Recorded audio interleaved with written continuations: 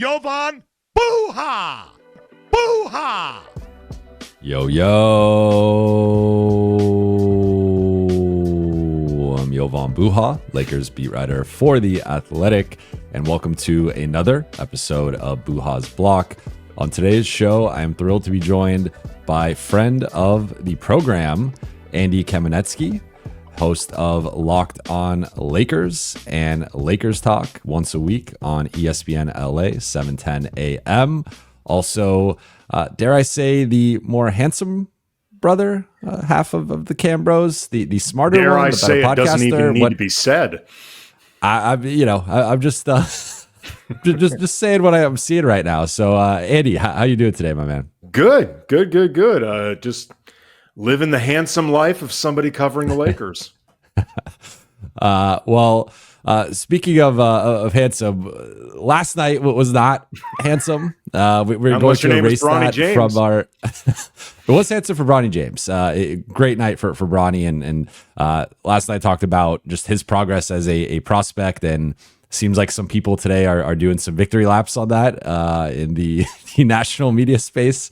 But we will put that to the side. I think we are beyond the 6 games in 8-day stretch, and I think there's a lot to talk about in terms of the rest of the season, the final 13 games, the playoffs, etc. But before we move on, I wanted to ask you, looking back at this 6 games and 8-day stretch and the 3 consecutive back-to-backs, do you have any top-line takeaways for this group? No LeBron, no Rui, no Jackson for part. Obviously, they had the 2 losses against Denver and Milwaukee where they rested 4/5 of the starting lineup and 2 top bench players. So it was like, couldn't really take away much from those games necessarily, although they almost won that Denver game. But in terms of this stretch, what did you take away, if anything, that you think can apply to the rest of the season? I mean, other than it's a goddamn lot of games. I mean, that is a lot. It is a lot games to, and obviously the wildfires created that situation for the Lakers. This was not the league conspiring against the Lakers through the form of the schedule. This was not the way it was supposed to be, but it is a reminder that seriously 6 games in 8 days, not ideal. I think the biggest takeaway to me was just the way Luka can often get this team off to a really strong start single-handedly. Like we saw that in a few games where he just went on these Luka against the world runs that would end up with the Lakers finishing the first quarter up anywhere from 10 to 20. And beyond the fact that it energizes the team and it just gets you off to a start where you're in a great state of mind and the confidence and all that, it's a luxury because you got 3 more quarters to go, and those 3 quarters are going to go in a bunch of different unpredictable reasons. And having a cushion of 10 to 20 points over the next 3 quarters, that matters a lot. Like I will hear from fans, Locked On Lakers, upset that they closed a quarter up 16 and they only ended up winning the game by 9. It's like, look, it is damn near impossible to or say they're up 25. It is damn near impossible to maintain that type of lead for the next 36 minutes or even an entire half. Like it's really difficult between the other team growing more desperate, sometimes human nature kicking in. You can't help but get a little more complacent. You're thinking about what you're trying to preserve for, maybe it's you got another back-to-back or whatever. Like, it's difficult to do. You're playing against the best players in the world. They get a vote as well. But just the luxury of starting out that way, if anything, the biggest thing I've noticed that the Lakers need to be careful of is I think they sometimes have too much fun when Luka is playing like that, and they get a little too caught up in it. And I get it. Like, it is really awesome, and you want to be playing with joy. But sometimes the fun factor can get a little too fun. And I think they need to remember, like, no, we're playing a professional basketball game. Like, let's maintain some degree of grounded professionalism. But those first quarter starts that Luka gets this team off to, I think, are so invaluable and something they really have not had over the last few years. I like that answer because I think going back to the last few years, how many times did the Lakers get out too slow first quarter starts. And going back to like last season, how many times early in the year were they down 20 or 15 or double digits in a first quarter? And I think that there's kind of a balance there with Luka and LeBron, where certainly there have been plenty of games where LeBron has had big first quarters, but I do feel like in general LeBron, like they almost have opposite approaches to games, where Luka, this has been a thing for him going back to the Dallas days of him being a dominant first quarter player, and entering the previous game where he just had 21 in the first quarter. He had been averaging about 10 points per game in the first quarter as a Laker, which was about 30% more than any other quarter. The next closest quarter was the third, where he was averaging about 6.5 points a game. So this has been a trend for Luka of him setting a certain tone. I think there's a domino effect where then the defense has to start, like you talked about, defenses eventually realize they have to double team me. And that's what happens is he gets his 10, 15 points in the first quarter. Then teams start to freak out and they start blitzing or doubling. And then there's the chain reaction of the 4-on-3, the 3-on-2. I think LeBron takes almost an opposite approach, where LeBron is I think a bit more methodical in terms of setting up his teammates, and he kind of views it as the inverse of, if I get player X or player Y or player Z going, and they have to respect my teammates and not cheat off of them and load up the paint, then all of a sudden, once those guys are in a certain rhythm and those guys are a threat, I can then attack and I can kind of create my advantage whenever I want. But then you see like larger second halves for LeBron, third quarters, fourth quarters. And I think that balance works nicely together because Luka sets the tone early. And then I think LeBron kind of amplifies that a bit later. So I think once those two guys are back playing together, that is something that we will continue to see. My thing, though, I think there's just so much more for this group to unlock offensively. And it still feels like we haven't seen, obviously, the fully formed version of this team. But for them to be like kind of in this like 10 to 15 range offensively for most of the Luka tenure so far, I still think that there's a top 10, if not top 5 offense within this group. And it's partly been stalled because of the injuries and no LeBron, no Rui. But I think if they can get some of what they've learned with this no LeBron stretch in terms of how Luka has been, looked more comfortable offensively, how Austin has kind of had the jetpack put on him that has taken him to a different level, and just some of the ways that the offense has functioned without LeBron and without Rui. If they could then assimilate those guys into that and find the right balance there, I think that the sky's the limit for this group offensively. I think on any given night, they can drop 130 plus and be the best offensive team in basketball. I think for this group, to me, that there's still a lot left on the table offensively. Absolutely. And I mean, the good news is once LeBron is back, hopefully against the Bulls, but if not, then certainly soon after, I don't think there's going to be much for Luka and LeBron to either relearn or get in rhythm. Like, for all of the issues Luka had to start the season in terms of getting back physically and I think mentally as well, there was a lot for him to wrap his head around. He and LeBron looked remarkably comfortable together. Like, just from the beginning, there wasn't that sense of your turn, my turn, awkwardness. Like, I think LeBron, he's been through this before with Dwayne Wade, with Kyrie, like having to make those adjustments and with a ball dominant guard. And I think he's learned the ways to do it. But I think also from LeBron's perspective, there's an element of it's a relief. Like, look, man, you want the keys to this? Take the keys. Like, I know I'm not going to be a bystander in all this. I'm not going to be reduced to that. Last I checked, I'm still LeBron effing James. Like, I'm going to be plenty involved. But, I remember when this trade first happened, the skeptics about it, I don't know if they can work together. There's only one ball. I'm like, and this was something my brother, Brian, on Locked On Lakers, I really hit this even before the Luka trade, but especially after. LeBron has been willing this season, even last season, to give more of those responsibilities to Austin Reeves. If he's going to give them to Austin, I think he's going to turn over more of that to Luka Doncic. Like, the idea that LeBron was going to resist this in any way never crossed my mind, because to be honest, this is what I think he recognizes he needs. It was just a question of how quick or how long it would take to really gel.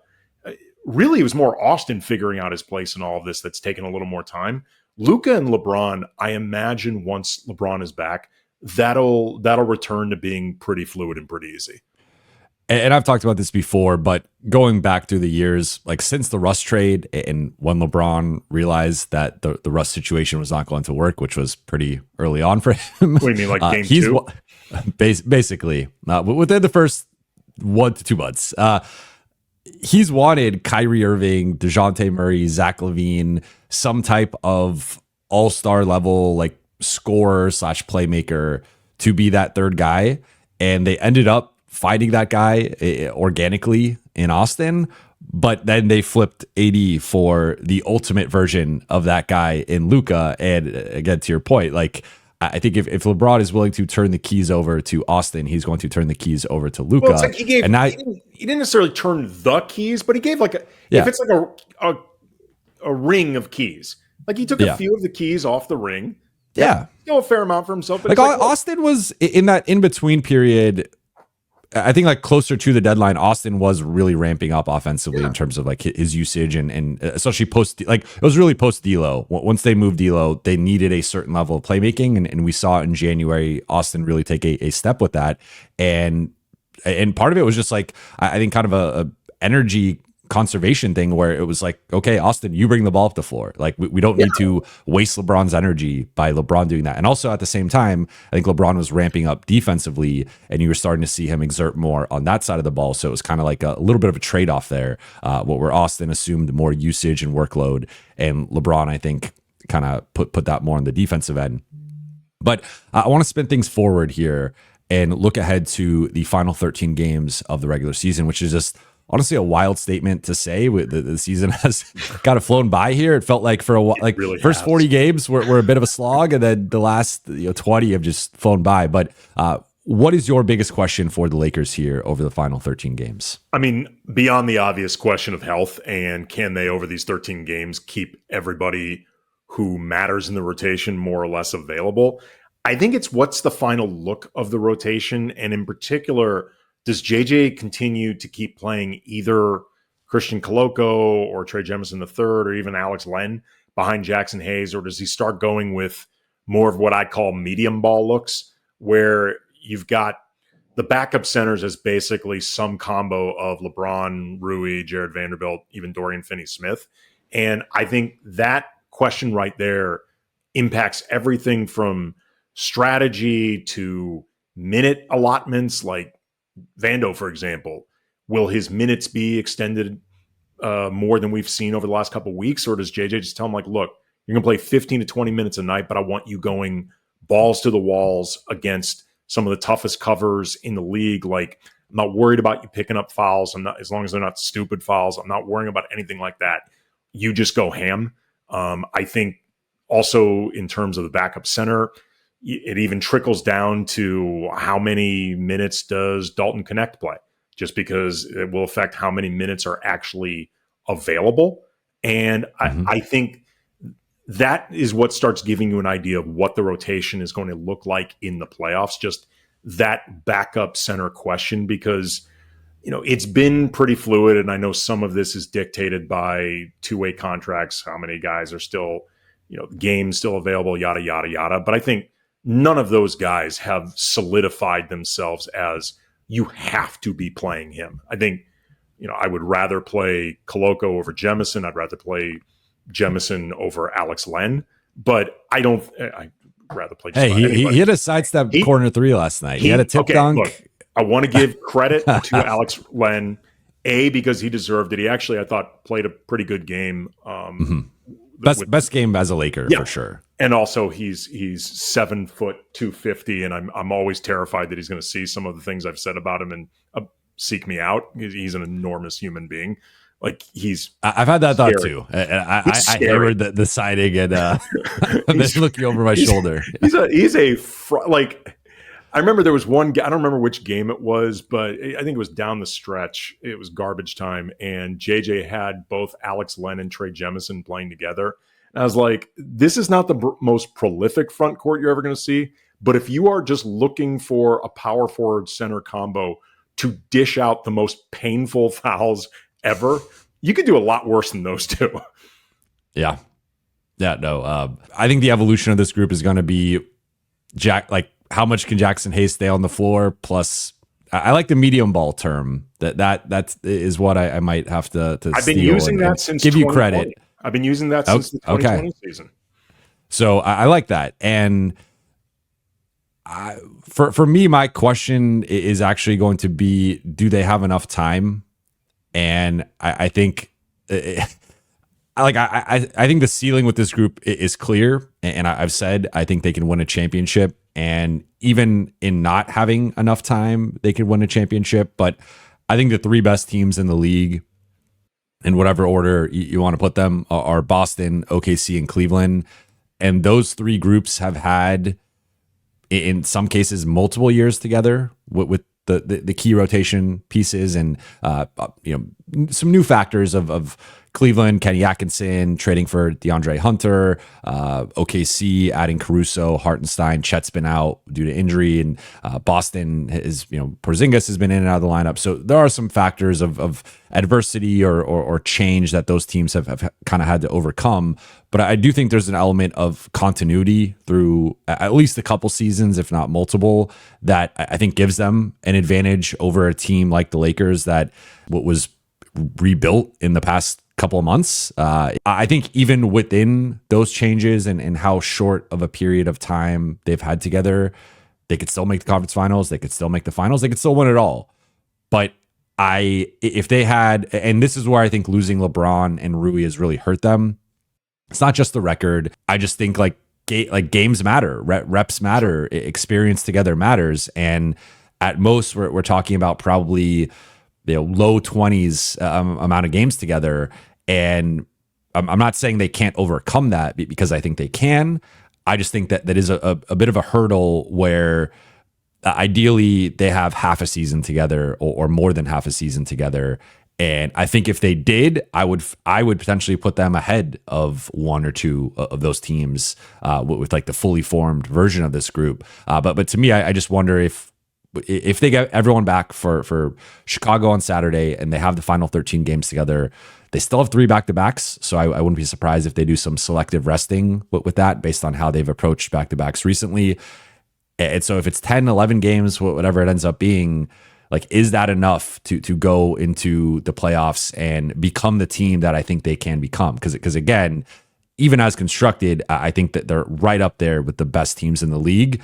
I just think like that next level, that there is a certain level of like continuity and experience that comes into it that they just don't have. And maybe LeBron and Luka are great enough together to overcome that obstacle. But that's kind of just my one thing I've been kicking around here of it still feels like you see some stretches of games where it's clear like this lineup hasn't played together or this combination of players hasn't played together.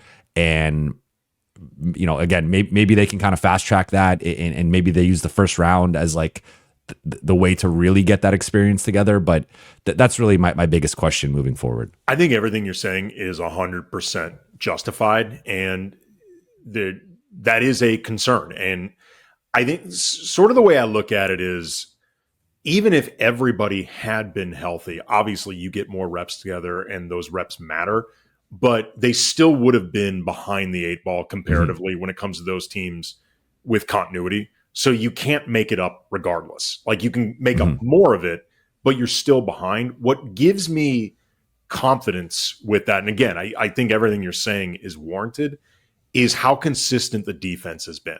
Like no matter who's been really out there, no matter who's been available, not available, this defense has been very consistent, and it's been for a while. Like it was when AD was here, it was when AD was out, and then the limbo period when you're waiting for Luka, and then since Luka started playing and the concerns about Luka defensively and all that, like that's been really consistent. So that feels like something that's real and feels like something that's matched up pretty well against a variety of different teams. And then in the meantime, the offensive issues, which I agree with you, they have not reached what I think most people think is their offensive ceiling, and they won't likely get the reps together to do it. But with LeBron and Luka, you've got two guys who are so good at the things they do offensively that if anybody is capable of papering over it, at least in spots when you need to, those two guys are. And particularly the way Luka has just been going supernova by the standards of what we've seen in the Lakers, not even supernova for the, comparatively for his career. Again, it's not the perfect way to have it done, but I would be more concerned if the offense was clicking or maybe seemed ahead of the curve, but the defense, you had a lot of questions, because I feel like that becomes harder for certain guys to fix themselves. I mean, look at the issues the Lakers have had defensively when they've had Anthony Davis, who is as good of a defensive presence as you're going to find, but there's only so much he can fix himself. I think offense can be easier for one guy to fix himself, much less two guys to fix themselves. So that would be, to me, the glass half full look at the thing you're talking about, which again, I think is real. And to be clear, I'm not trying to take a glass half empty approach. I think my larger point is just, if this team does not win the championship, and barring an injury, if this team does not win the championship, I think it will likely be because of the lack of time together, the lack of continuity, the lack of experience.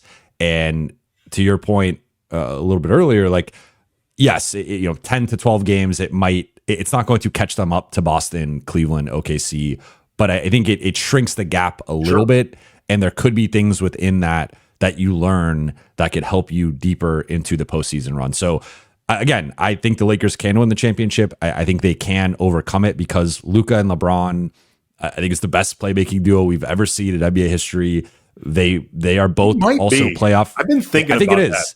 It really. They're also playoff risers, which to me is like, they're going to be, I would say, most series in the West, with a couple of exceptions, 2 or 3 exceptions. I think they're entering that series with the 2 best players in the series. I think Denver is an exception. I think OKC is an exception, potentially. I wouldn't be surprised if they both outplayed Shea in a series. I'm not saying they will. And then I think Golden State, like Steph, can get to a certain level. Otherwise, I think you can really make a case that the Lakers have the 2 best players in any other series in the conference, unless I'm forgetting someone off the top of my, Ant, Kawhi, like there are guys that can match them, but I think for the most part, like LA could have the 2 best players with how, especially with LeBron, I think he just goes to a different level, but Luka's already kind of at that level of like top 5, top 3, wherever you want to put him. In terms of X factors, because this is another thing I've been thinking of. So let's take LeBron out. Let's take Luka out. Let's take Austin out. I'm putting Austin in that category. Over the final 13 games, who is your biggest Lakers X factor? Who is the player that you think you just want to see how that puzzle piece fits over the final 13 games, or you think is going to have a significant say in how the final 13 games go? Just maybe you have a question or two that you want to see answered with this player. Like who is that guy for you? It's Rui. And it's because some of the offensive issues that we've talked about, the defense has been ahead of the offense in the Luka era. And Rui, I think, is a really important part of their offense. And it's interesting. I looked up some numbers because he and Luka have only played 6 games together. But in the 136 minutes, which is not a particularly big sample size, they're plus 10.2. And I recall in my mind's eye, like you have to think back because it's been so long since they've been on the court together. But I remember a lot of good moments involving Luka setting up Rui. And Rui, I've been talking about a lot this lately on the show. Remove the 3 guys that we're talking about, or you mentioned earlier, Luka, LeBron, Austin, for whatever reason. Rui is, I think, the best and most important finisher on this team offensively, like in the most literal sense of like finishing plays. He can finish plays behind the arc with a 3-point shooting. He can finish plays at the rim, whether as a cutter or somebody driving. He can finish plays when you dish off, and he can hit that mid-range jumper. Like he gives them a lot of ability to finish to finish possessions. He also, when all hands are on deck, can be the biggest beneficiary of mismatches. and he's somebody that they often look to manipulate those mismatches. He has been very improved this season defensively. I think he's made more effort on the glass. Like I've always been more of a Rui proponent than a lot of other people, and I feel like sometimes the question of how good of a player is Rui overall can be too conflated with how good is he on this team. And that's all I care about. Like whether Rui is the 126th best player in the league versus 154th. Like I can't describe how little I care about that debate. Like leave that to hashtag NBA rank. Like I don't care. What I care about is how good is he on this team? Like how much utility does it bring on this team? And I think the answer is a lot. And, one of the consistencies of this season with all of the wild swings and turns of events and all that is if you look at the numbers, Rui's been a positive when he's been out there. Like the team has been better with Rui on the court than when he's off. And you can talk about whatever flaws you think he has as a player or the things you wish he did better, and those may all be real. Bottom line is the Lakers are much better with Rui than without. And I think some of the questions that we're still looking to learn about this team over the last 13 games, they can be answered to some degree with Rui. It's funny how the context of a season works, because last season I was banging the Rui drum from like December on of this guy needs to be starting. Like earlier in the season, I think there was some conversation of like Vando versus Rui, but Vando had the setback the injury early on, and that kind of crystallized that. And then I thought it should have been Rui, and it wasn't. And then it was kind of like, okay, well, let's see how this goes. And then by December, I was like, okay, like Rui has to start. There's no other way around this. It took until February for that to finally happen. And then we saw the Lakers take off with the run they had to close the regular season. Then he really struggled in that Denver series. I think he kind of got away with it a little bit because of how bad D'Lo was and how much attention was on that. Yeah, he was always handy for the other guys to have around that D'Lo. He really was. He was. I'm not saying the other guys thought of him that way, but he was a very convenient meat shield for a lot of those guys. And Darvin too, I think to an extent, and Torrey, like there was some some meat shields as you said. So I think Rui's like series kind of flew under the radar in terms of like missing open threes, missing point blank shots around the rim. Like I thought he had a pretty rough series. Then this season, again, I think there's some. Is it going to be Vando? Is it going to be Rui?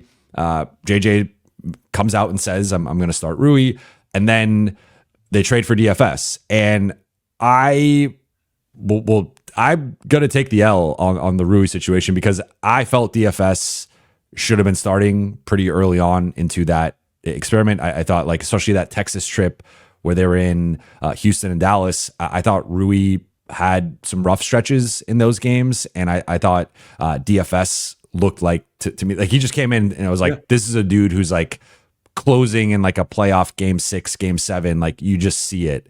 And I thought that especially with the defensive side, DFS would play his way into a larger role and starting, but I was wrong. And I think it was the right decision. And Rui has been better than DFS. He's been more impactful. I know some of the on-off plus-minus stuff has still trended a little bit more in DFS's favor, but like just objectively looking at the eye test, I think their individual numbers and like what that group has needed, Rui has fit in. I think they've also done some stuff defensively where Rui will guard bigs and then Jackson will kind of be zoning things up on the weak side, guarding a non-shooter. Side note, I love that JJ has recognized that at minimum, Jackson is as good, if not better, as a defender in space, often along the perimeter, is kind of like a huge wing defender than he is protecting the lane. Like he can protect the lane, but I don't think it's as special. In the meantime, I think it's where he becomes more foul prone. I love that JJ recognized that and became more flexible, getting the best use out of Jackson. And I like him more rotating over, and like he can be that weak side shot blocker or rim protector, contester. But I think on the ball, that's where you'll see guys can get him with head fakes, or they can create a little bit of separation. Then he tries to make up for that by jumping, and then that's where he gets himself in trouble. But I think Rui has proven himself, in my opinion, like undoubtedly. I think he is the team's fourth best player. I think he's their fourth most important player. And I think you've really seen the impact of his absence over the past, it's been a little bit now. It's been 3 weeks, basically. Like you've felt it. You've seen it on both sides of the ball. So I hadn't realized him and Luka only played 6 games together. That's to my continuity thing. Like, I'd like to see more of that. Well, now I want to check. Yeah, it's 6. It is 6. It's 6. I've got it in front of me now. Last thing I would say real quick with Rui and DFS, because I had been in the same camp as you for a while. Like, I just thought it balanced both units better because the bench unit needed scoring. I thought you could get maybe more utility out of Rui that way. DFS balanced the starters with more defense. But then after a while, I reached the conclusion that it doesn't matter. Not even so much because of how either guy was playing, but the way JJ was doing the rotations, where he was often taking Jackson out 2 or 3 minutes into the first quarter and putting in DFS. I realized, like, I don't think it matters. One way or another, you're going to get long stretches of the same look anyway. So at that point, I'm like, you might as well just stick with what has been working, because I think functionally it's going to be pretty similar no matter what the look is. And that's where I basically just stopped talking about it. I still would like to see a little bit more of like what a DFS LeBron Jackson front court looks like, because I feel like that's the combination that we don't get to see as much based on that rotation. Like they end up going small, then they'll bring Jackson back in, then they might go small again to start the second, or depending on the night, maybe they go Jemison or Koloko. Right. But that's the one thing I think you lose from that. But ultimately, Rui has been awesome, and there's no like denying his impact. I'm glad you made the choice for me though, because I was between Rui and Jackson, and so for me it's Jackson, just because I think we were talking about the whole center situation and how much is Jackson going to play, how much are they going to potentially play a backup center, if at all, come playoff time. And I think his ability to stay on the floor and stay out of foul trouble, I think they're just going to go Jackson plus medium ball, to quote you. And I think there's a difference though between like Jackson playing 20 minutes because of foul trouble or just struggling defensively maybe, versus Jackson playing 28, 30, 32 minutes, and then that medium ball is 16, 18, 20 minutes. So I think Jackson's ability to stay on the floor and remain as impactful as he's been is a big thing. And I just talked about this because a big thing has been like, is Jackson the center of the future? Should the Lakers re-sign him? How much is he worth? And all this stuff. And I've just been saying, like, I think it comes down to how he holds up in the playoffs. And we just don't have the data point for it, where he had a really quick hook in the Denver series last year. And I would like to see what he looks like in this potential role. And I assume he should probably look fine in the first round, depending on who they play and how that series goes. But assuming they can get to the second round and beyond, like, each series is progressively going to get tougher and more challenging. And if they face an OKC, a Boston, a Cleveland, or even maybe like a Denver, like, that is going to really test Jackson and his decision making, I think, particularly defensively. And how is he holding up with foul trouble and the glass? And like, we've seen since that Phoenix game, teams have really started to sell out and be like, we're not letting, like, we know this guy's rolling to the rim and he's 7 foot. He can jump out of the gym and he has a crazy catch radius. So we are going to have our low man shift over and someone tag him, and sometimes almost like doubling Jackson in the paint. And then you see the weak side looks that they get out of that. So I just think as teams scheme for Jackson and what he can do offensively, and also try to potentially attack him defensively, when we look at ways to try to infiltrate the Lakers defense, I think he's a guy that if he continues at the level he's been at, he's going to get paid this summer and he might be the Lakers center of the future. If he struggles, they don't really have a great alternative outside of just playing medium ball, which is physically taxing. Yeah. There are some limitations to that from a size perspective, especially depending on the matchup. And I think it lowers the Lakers' ceiling. So I think like that to me is my thing with Jackson. Is just like, how does he hold up? Here's the optimistic view. If earlier this season we were having the same conversation and you started saying, here's how teams are going to scheme for Jackson Hayes, I would have said, stop. They're not going to scheme for Jackson. Like, they're not going to scheme for Jackson at all. What the F are we even talking about? Like, the idea that they would even be prepping at all for Jackson speaks to just how much better he's been. And honestly, he's been, I looked up some numbers on him for a recent Locked On a few weeks ago. Like, basically since 2025 began, he's played really well. It's been pretty consistent. Like, I know Luka's unlocked certain things with him, but like, he was playing well before Luka got here. He was playing well during that period when AD was hurt. He was playing well as AD's backup. Like, he's just been playing well. He's really improved this year. And I get the idea of being skeptical about if he can be a primary, the only real center on a roster during a playoff run. And I get it. And if you're asking even the Lakers, is he your ideal first choice to be the starting center? The answer is no, just because you look for someone better if you could. But I mean, they made a trade for a starting center. Exactly. They traded for a guy who has no playoff experience. Like, Mark Williams has never been in the playoffs, and they thought he could be an upgrade over Jackson. But truth is, he's actually got a few months sample size of playing pretty well.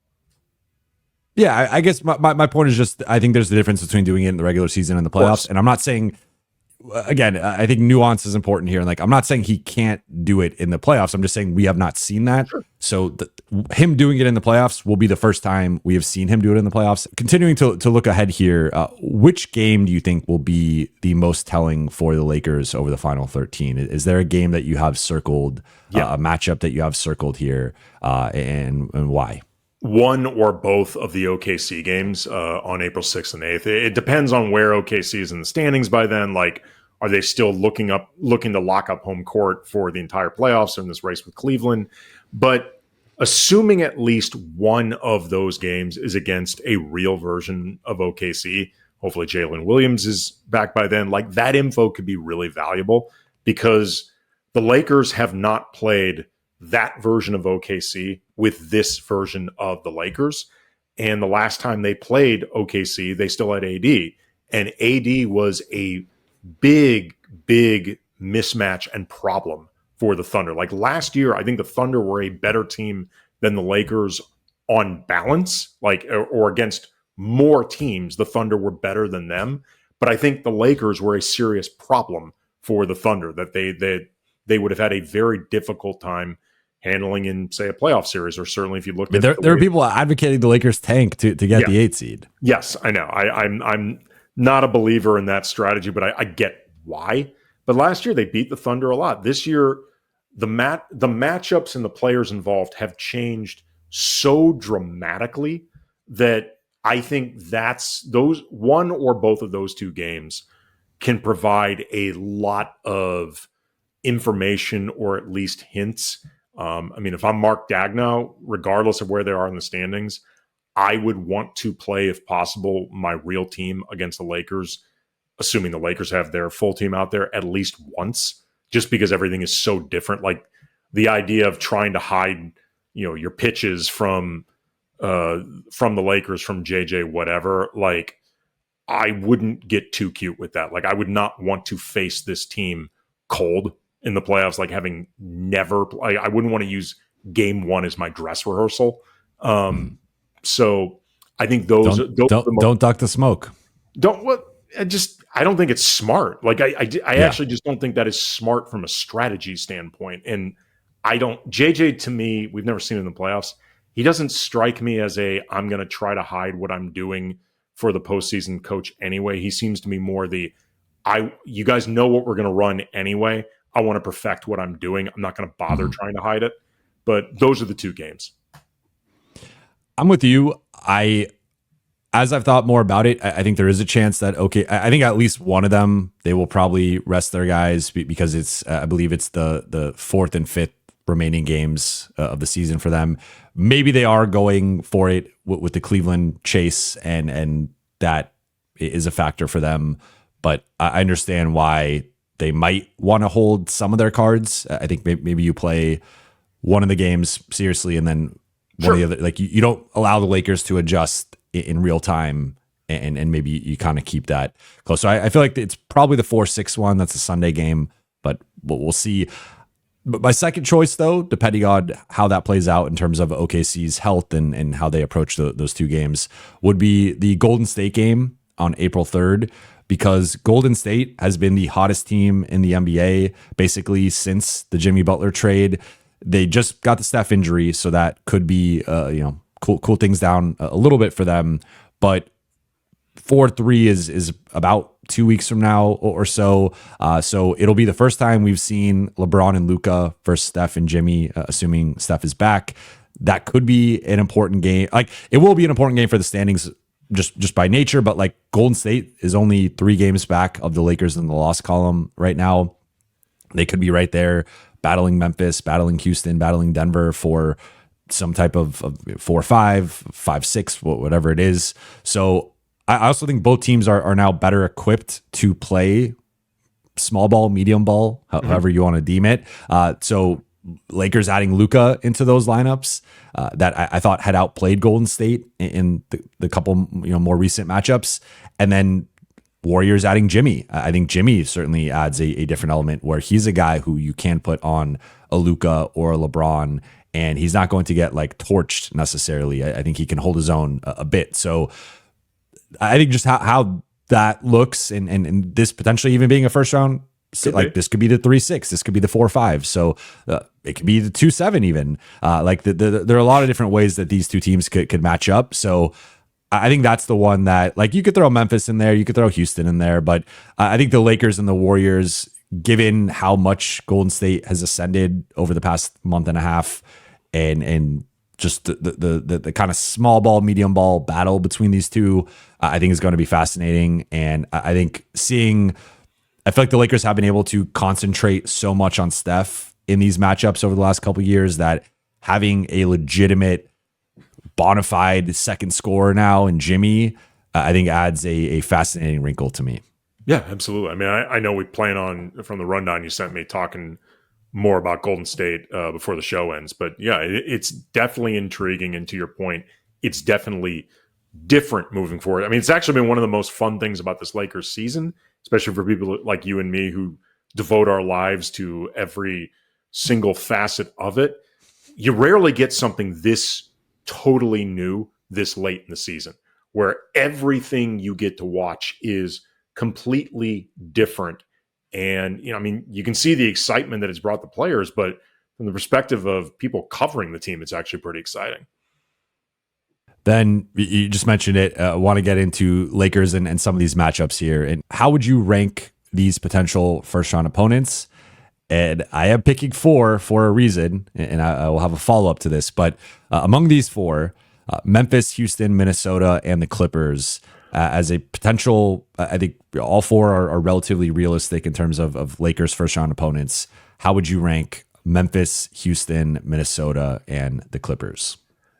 It's all very relative, and to be honest, I consider it pretty close. Like, other than maybe my 4th team, I consider it all pretty close, and I think you can make an argument in a lot of different directions. So I'm not particularly dogmatic about my order at all. But 4th, I would say Houston. They're the worst matchup maybe for the Lakers on paper in terms of just the amount of raw athleticism that they have. But they have just too many guys who've never been in the playoffs. Like, I'm not even talking about limited playoff experience. I mean, other than Dylan Brooks and Fred VanVleet, who's won a title, like, nobody on this team who really matters a lot has even been to the playoffs. And that just, to me, feels like a lot to overcome, especially against a team that features LeBron and Luka, and 2 guys as smart as them, as good as at manipulating matchups and stuff. I think they'll just tear a lot of it apart. Again, Houston's ahead of their curve. They've had a great season. I think they got a really bright future, but that would be my 4th. 3rd, The Clippers, they've matched up well against them. There's always, unfortunately, the factor of, will Kawhi be available? Will he be 100%? James Harden's had playoff issues. I think LeBron will be able to anticipate a certain amount of what Ty Lue wants to do, just because the two of them have worked really well together. Ty Lue can anticipate some things with LeBron, but I think it will be easier for LeBron to react in real time to Ty than vice versa. Interestingly, the matchup in that's maybe got me scared the most from the Clippers' perspective is actually Zubats. He has been really good all year, and if, say, he gets Jackson Hayes into foul trouble, like, I know the Lakers the last time they played the Clippers defended him well, but that could become one of those, oh, we really have nobody for this guy if Jackson's sitting. Zoo has been very, very good this year. My number 2 would be Minnesota. Like, they've got a lot of size they can throw at the Lakers to test the ability to go medium ball, like how much does the size issue matter. They've also got a lot of wing defenders that they can at least attempt to throw at LeBron, Luka, and Austin. And Ant is a player that can win a series by himself. And, that dude is afraid of nothing. You could argue at times he's even got irrational confidence, but you often need that in the playoffs. And then my number 1 would be Memphis. They play an unusual style, which could maybe be counterintuitive to what sort of ingrained to do, and might take a little while to sort of get into a rhythm against them. They also, the games that the Lakers played against them were so early in the season, and that they don't really give you any details at all or any info. Like, it was pre-DFS, much less pre-Luka. And Anthony Davis meant a lot in those games. So that's really the reason why. And I respect them. I think they're a good team. But if you told me that you think the Clips should be number 1, Memphis 3, I wouldn't argue them. I wouldn't argue that much with any of these. I'm glad we have some disagreement here, because I feel like this show needs some more disagreement. We need some more discourse. And man, I can't help we being gotta start this yelling and shouting. And so I'm with you. Number 4 for me is Houston. I think for them, it's the playoff inexperience. It is the half court offense. They have really thrived in transition, and because of the youth and athleticism and speed, I think I have real questions about the half court offense in 5 minutes left in a playoff game, crunch time, games within 5. What are they doing offensively? And I don't think they know. And I've actually talked to some Houston people that think that as well. And like, they got to figure that out. So they're a team that it feels like they might be like next season might be their season in terms of making a deeper playoff run, being a more formidable playoff opponent. So I have Houston at 4. I actually have Memphis at 3.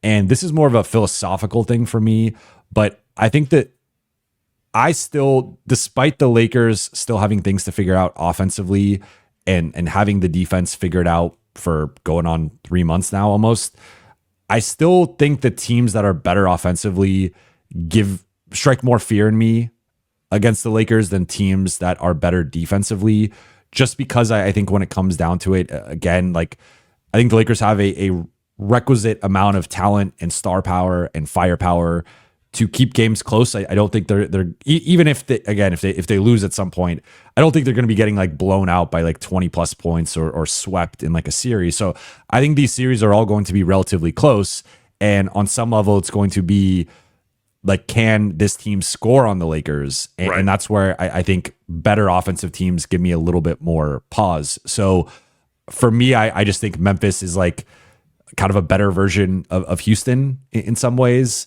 Like they're a little bit more front court heavy in terms of the defense, obviously with Triple J and some of their size and stuff. So I do give them the hat tip there, and Ja's a better just overall player and better offensive force than anyone on Houston. But I still have the same questions of like, what are they doing in the final 5 minutes? I think Memphis is pretty small on the perimeter, but between Ja and Bane and Wells, and like Luka and LeBron should still be able to do kind of whatever they want in that series. 2 to me is the Clippers, and this is more a respect thing for Ty Lue and Kawhi, and just like if we're looking at also the Houston Memphis matchups, I think Kawhi, the best version of Kawhi is still better than any player on Houston or Memphis. I think Ty Lue is a better coach than Ime Udoka or Taylor Jenkins. And I also think you mentioned Zubats. Like that's a guy who I has given the Lakers some problems in a couple of games this season. And although only with AD, interestingly. I thought there was one of the 2 back-to-backs. I'm forgetting which one it was. I thought he was pretty impactful. I think Zubats can give the Lakers some problem. Like he's been awesome this season. I think he's been like a like in the top 10 center conversation. I think that combination of Ty, Kawhi, and then I mean. Now the one thing with that series is LeBron and Luka have so many guys they can target, as we saw in that back-to-back home games against the Clippers, that like I think the Lakers will still win that one, but I think the Clippers have some things. Like they've been a top 5 defense now going on like a month and a half, and overall have been a pretty good defensive team. And then finally Minnesota, for me it's the combination of they have the top end star that I think could match a LeBron or a Luka in a series, and Ant. They have the size of a Memphis, of the Clippers with Zubats in Gobert, Naz Reid, Julius Randle. And they also have the perimeter defense with McDaniels, DiVincenzo, Nikhil Alexander-Walker, and Ant. To like, I think they kind of have the blend of if we are trying to look for potential weaknesses for the Lakers in a playoff series, I think it kind of looks like Minnesota. Even going back to earlier in the season, remember they had the 2 games where they forced the Lakers into 20 plus turnovers. Mm-hmm. And I know Lakers weren't whole in both of those games, but like still, I think in theory, they have the personnel to give the Lakers, I think, some problems on both sides of the ball with the offensive rebounding, with just how great Ant is, and then defensively, the rim protection and just the size on the perimeter. So I think that is how I would rank those, but I think we're pretty close to alignment there. Joking, all jokes aside with the disagreeing. But if you noticed, I left out Denver and Golden State purposely, because I think those are, if we're expanding this group to 6 and putting OKC to the side, I think Denver and Golden State are the 2 best teams in this group and the 2 toughest matchups for the Lakers. Do you agree with that? And if so, why? If not, why? I agree, although I consider everybody behind OKC to be pretty tightly bunched up, and I don't think there is a massive difference between really most of these teams. I think a lot of it's really going to come down to the individual matchups, team by team. I mean, as far as Golden State goes, they've been playing extremely well. There's still kind of a schizophrenic quality to them that I don't entirely trust. And I feel like they, as an organization, still don't quite know what they want to be. And they're trying to serve about 7 different goals at the same time, which is very difficult to do. That being said, Jimmy Butler has fit in very well with what they want to do. I think similar in a lot of ways to Luka. He's just provided them new energy and just something different and something that they did not expect, like the Lakers did not expect Luka. Certainly the players didn't expect Luka. And Jimmy Butler has been really good in the playoffs before. Like, he's got that track record. You have to respect it. Playoff Jimmy. Yeah, I mean, he's been really, really good, and he manages to kind of save the best for when it matters the most. But yeah, there's still something about Golden State that I don't entirely trust, but I have to acknowledge they're playing like one of the best teams in the West. They've made up a lot of ground since trading for Jimmy. And then obviously Denver, they've got the best player in the league, and in one of if not the most matchup proof player in the league. Like, Nikola Jokic is about as difficult. The Lakers have been pretty good at it lately, but he is a very difficult guy to scheme out of what you're doing. That being said, though, I don't think Denver matches up with this new incarnation of Lakers, and in certain respects, this year's incarnation of the Nuggets. I don't think they match up as well against the Lakers as they did the previous couple years. I also think it really helps the Lakers that Luka and to a lesser but still tangible degree DFS, and I guess to whatever degree you think it matters, JJ, the history with Denver, that's none of their business. Like they have not experienced that. They are not carrying that baggage. So like the idea of Denver having been this kind of unclimbable mountain for the Lakers the last couple of years, even though get all your closest sweep ever jokes out there, closest gentleman sweeps jokes out there. The truth is those series were really close. Like I think both series were lost by less than a combined 50 points. Like that is legitimately close. And I don't think the gap between the Lakers... The Lakers led by 70% of the first round series last year.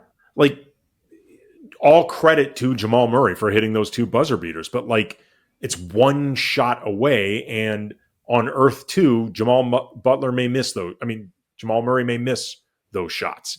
And I don't think the gap between the Lakers and Denver was necessarily that big before, but it did feel like the Lakers were no closer to solving the math. And like that they had just reached a place where we're always going to be able to play them tough. We're always going to be competitive against them, but we can't get over this hump. They've now since changed the math, and they've changed a lot of the psychology in changing that math. Does that mean the Lakers are better than Denver now? No, no, in the sense that I can't say. We have not seen nearly enough to know. I just know the math is totally different. And to me, the Lakers' past history against Denver over the last couple of years, I think is irrelevant now. Like, I think it is total. I know if they play in the playoffs, that will come up, the national conversation. I'm just saying it's irrelevant. I don't think it matters anymore. We're in agreement here. I think for me, it comes down to Golden State is top 6 in offense and defense since the Jimmy Butler trade. And that is historically a championship contender. So I think, especially compared to some of the other teams we were just talking about, all those teams have one side of the ball where there are legitimate questions and they are like average to below average. Golden State, this iteration of them has been elite on both sides of the ball. So I think that, coupled with having 2 guys who can play at like a top 10 level in a playoff run, a playoff series, having the certain level of continuity and experience with Steph and Draymond and Steve Kerr and that coaching staff, like I think Golden State deserves a certain level of respect here.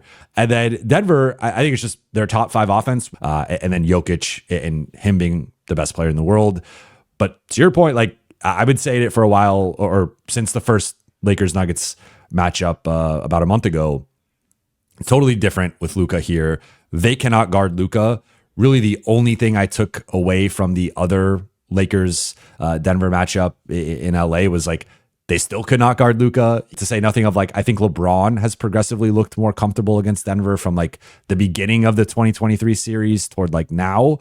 I think he's looked much more comfortable in like attacking them and how he approaches it. So I think you could actually make a case more so that like Denver, for me at least, Denver, Minnesota is maybe more of a conversation. But I still give a certain level of reverence to Jokic. Yeah. A little bit of the history. Like I think they're confident against the Lakers, which I think they ought to. I don't think they should be, but like the Lakers don't have the baggage necessarily with some of the newer guys, but like Denver still has like I think some level of belief that we're better than this team. We should beat these guys, and I don't think that can be discounted necessarily. But for me, it's still in some order. Golden State and Denver are the 2 best non-Lakers and OKC teams in the West. Yeah, I think you can definitely make that argument, even though, like I said, I think the degree of difference between a lot of these teams is pretty small. Final one here before we wrap up.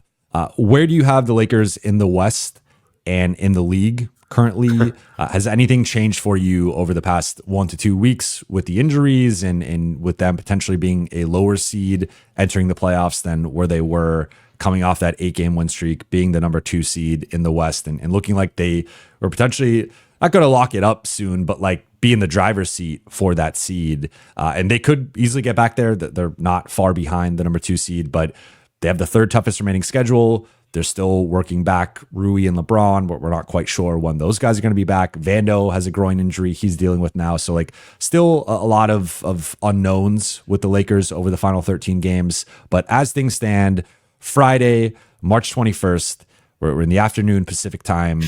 Where do you have the Lakers in the Western Conference and the league hierarchy overall? It's very succinct, by the way, with the time, Jovan. I'm sure the audience really appreciates you pinning me down so they know exactly what we're talking about.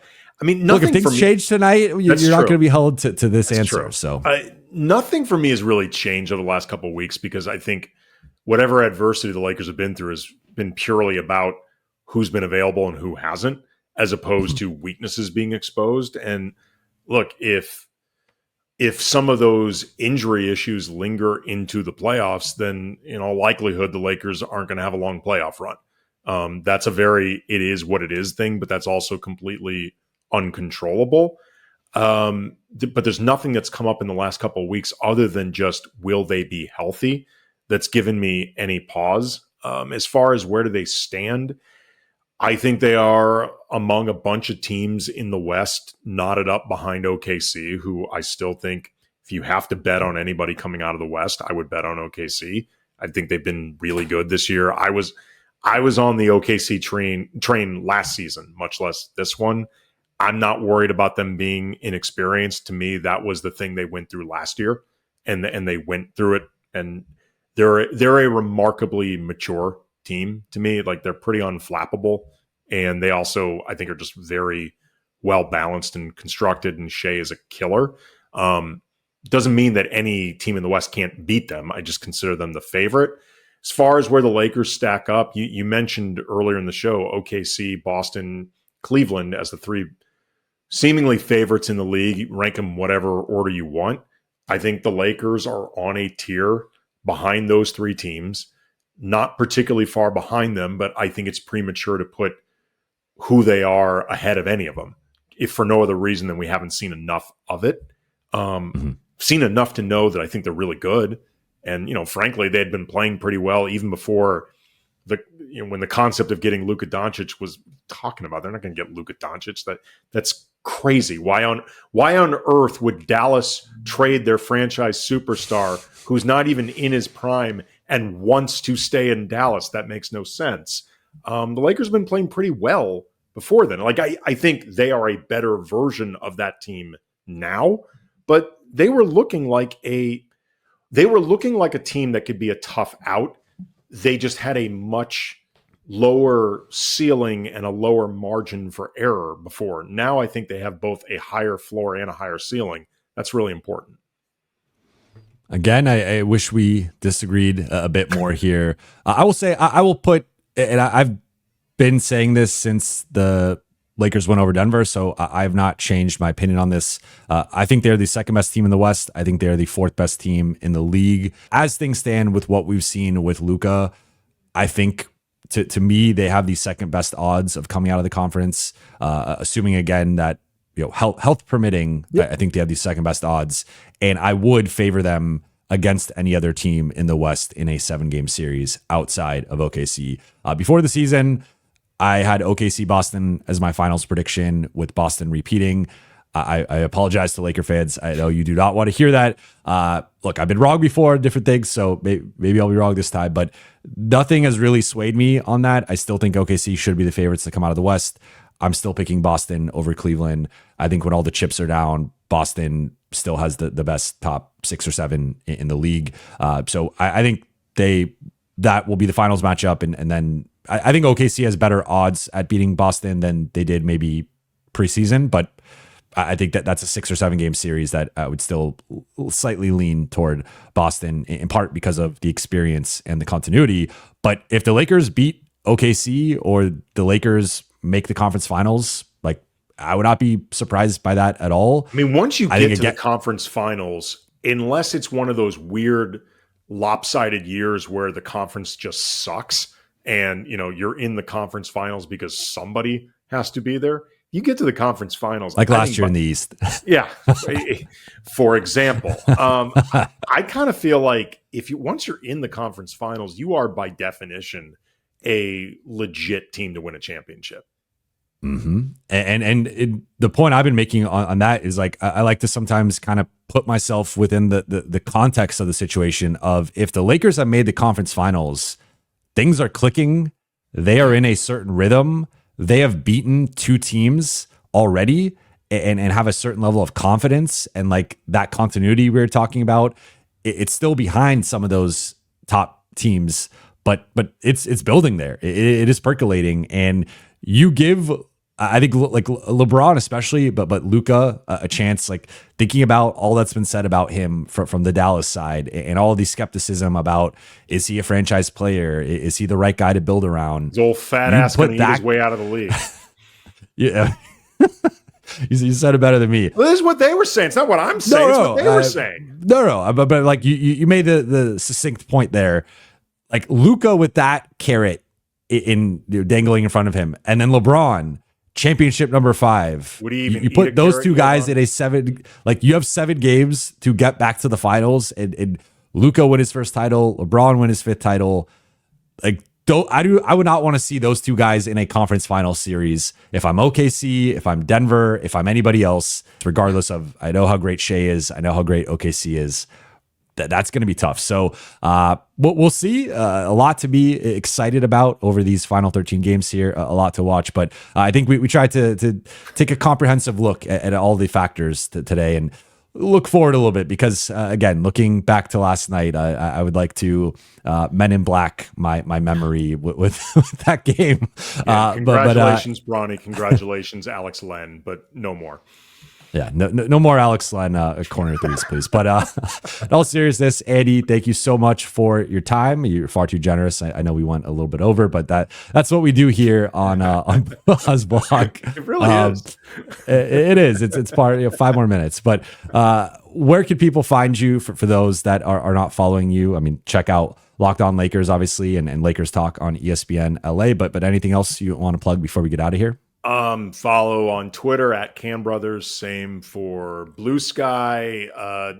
Sometimes pop up on Spectrum Sportsnet, once, twice a month, doing some of their guest analysis work, that sort of stuff. But beyond that's pretty much everything. You covered it all, man. Thank you. Awesome. Well, thank you. And shout out to Brian. I want to give Brian his props too. I know I was joking about who's more handsome and no, who's you were smarter, not joking. And okay, I wasn't joking. No, you were not joking. Brian, we got to bring you on to talk about some of this and let you state your case for it. But that will do it for today's show. Thank you all so much for watching and listening. For those watching on YouTube, please be sure to hit that subscribe button, turn on channel notifications, and like and comment on this video. For those listening on Apple Podcasts, Spotify, or your podcast platform of choice, please be sure to follow, download, and leave a 5-star review. I'll be back at some point. I might not be back post Lakers Bulls. As I've said a few times now, my son's out here, so I might be taking the night off just to spend it with him post game. But if I'm not back for Lakers Bulls, I promise I will make up for it next week with an extra stream, an extra Q&A to make up for it. But regardless, at a minimum, I'll be back Monday with covering Lakers Magic. Get off Jovan's back, people. He's going to be with his kid. Like he doesn't give you enough entertainment for free. Like what the hell's the matter with you people complaining? Bunch of ingrates. I love the late night gigs, to be clear. And I will be back. I will make it up, I promise. But regardless, I will talk to you all very soon, and I look forward to it.